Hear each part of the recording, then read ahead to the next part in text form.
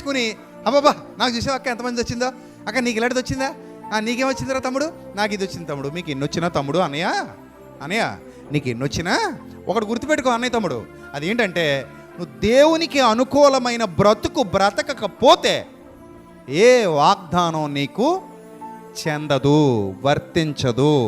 వాగ్దానములన్నీ ఆజ్ఞతో ముడిపడి ఉన్నాయి. వాగ్దానాలని దేనితో ముడిపడి ఉన్నాయి?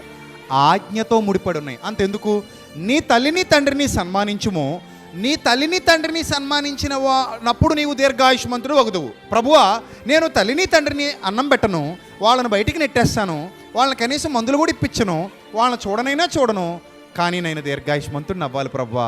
డిసెంబర్ 31కి వెళ్ళినప్పుడు వాగ్దానం తీస్తే నీవు దీర్ఘాయుష్మంతుడు వగుదువు వచ్చింది ప్రభువా నాకు, కానీ ఇది నెరవేర్చు ప్రభువా.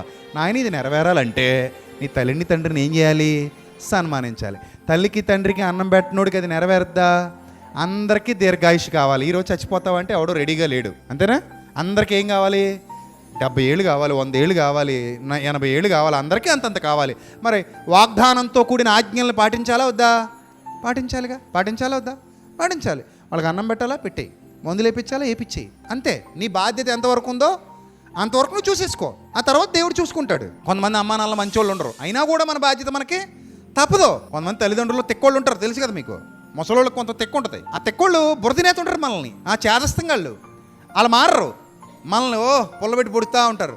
అయినా కూడా మరి పోషించాలా ఏంటి? అన్నం పెట్టాలి. నీకు వాళ్ళు పెట్టారుగా చిన్నప్పటి నుంచి, నువ్వు పెట్టాలి. అంతే. Rule is rule for all. నీకు దీర్ఘాయుష్ కావాలంటే తల్లిని తండ్రిని ఏం చేయి? సన్మానించేయి. వాళ్ళ చెడ్డోళ్ళు అయినా కూడా నువ్వు వాళ్ళని ఏం చేయాలి? సన్మానించాల్సిందే. తప్పదు మనకి. అప్పుడు నువ్వు దీర్ఘాయుష్ కోసం దేవుని సన్నిధిలో అడగొచ్చు. ఏమని? ప్రభువా, నీ ఆజ్ఞ నేను పాటించాను, మరి నా వాగ్దానం నాకు ఇచ్చేయి అని అడిగే అధికారం నీకు ఉంటుంది. నేను చెప్పింది మీకు అర్థమైందా?